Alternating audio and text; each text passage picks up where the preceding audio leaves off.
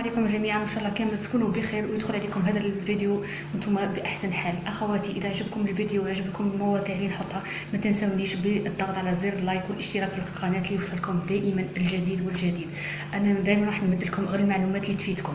اليوم كاين بزاف كيتشري ماشينه بورتاتيف، يعني ماشينه كهربائيه صغيره هذه، اي ماركه كوبرا ولا سانجر ولا اي ماركه، ما نقدرش نذكر لكم كامل لي مارك.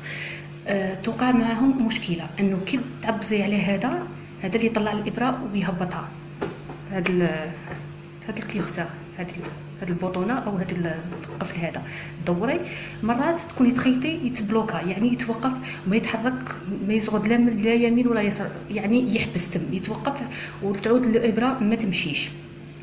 نوريكم، هاوليك هنايا، ها هي الابره هنا، وتعود الابره تتحركي والابره ما تمشيش كامل.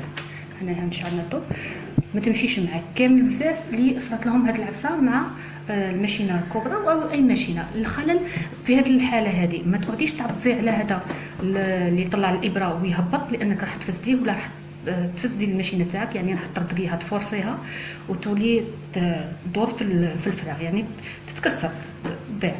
واش راح ديريه في هذا الاثناء؟ عندك هنايا عندنا هذا البواتي نحيه، وعندنا هنايا كامل، عندنا هنايا هذا بيت المكوك ولا تاع لاتونسيون اللي فيها هنايا، عندنا فيها هنايا هذه الكانيطه الكبيره، ولا اللي يدخل فيها لي كانيط الصغار. هنا واش يكون المشكل؟ راح يكون في الخيط، راح يكون لاصق لك الخير، يكون مكربع ولا يكون الخيط لاصق لك لداخل وما راحش يمشي معك. على هذه راح تتوقف معك الماشينه. راح نحي نوريها لكم. راح تحري الكانيطه وتنحي كامل الخيط اللي عندك كما كتشوفي.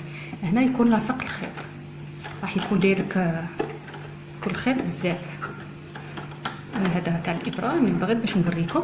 في هذه الحاله واش راح ديري؟ راح تنحي الخيط هذا، ولا ما مشاتش معاك راح تنحي كامل هادو، يعني تفتحي كامل الماشينه تاعك كما كتشوفوا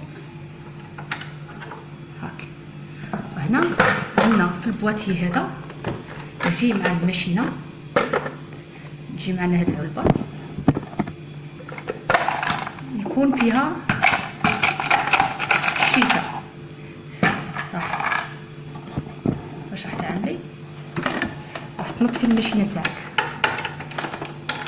مرات يكون غير خيوط والغبار وتبلوكا هي، لكن هو اهم شيء اللي راه يحبسها انه الخيط يكون هنايا مركز لداخل، هنايا يكون كره تاع الخيط هي اللي تخلي لك الماشينه تاعك ما تمشيش. يعني الماشينه ماهيش فاسده، ما فيها حتى شيء. المشكل الوحيد هو هذاك الخيط يكون مكلكع هنايا، هذاك الخيط اللي يكون مكلكع تنحيه ومن بعد راح تدور معاك الماشينه بكل سهوله. يعني ما تزبطيش تقعدي تدوري في الفراغ حتى تفورسي الماشينه وتفسديها.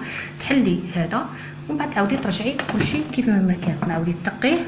يعني لازم دائما الماشينه تكون مغطيه، مالغري هكا تعرفوا الغبار يدخل تنقيها من الغبره بهذه الشيته، ولا دير لها اللي ما عندكش الشيته هذه، ولا تحبي تنقي البوصادون تكون عندك قديمه ولا، وتعاودي ترجعي الاشياء في بلاصتها. راح نرجعها معكم.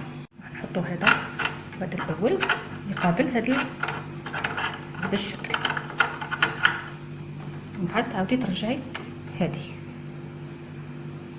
تعاودي تحطيها هنا في مكانها وتغلقي بهذا.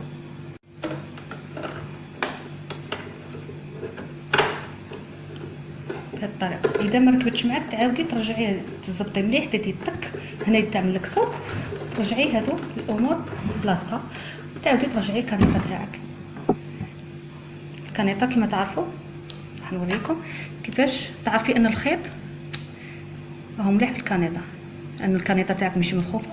لما تهزيها هكذا ما راحش تسرسب معاك وما تهبط. يعني هنايا راه الكانيطه تاعك مريقله، هاي معاوضه، لانه هنايا شوف عندنا هذا الفيس الصغير، هذا الفيس هنا ترخفيه ولا تزبطيه باش تعود معاك. لازم تكون هكا.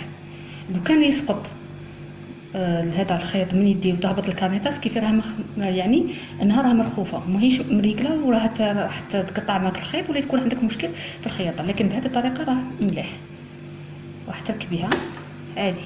لازم دير لك هذاك الصوت، تسمعوا مليح كي تسمعي طك تعرفي بلي انه القناه تاعك خلاص ما تركبت.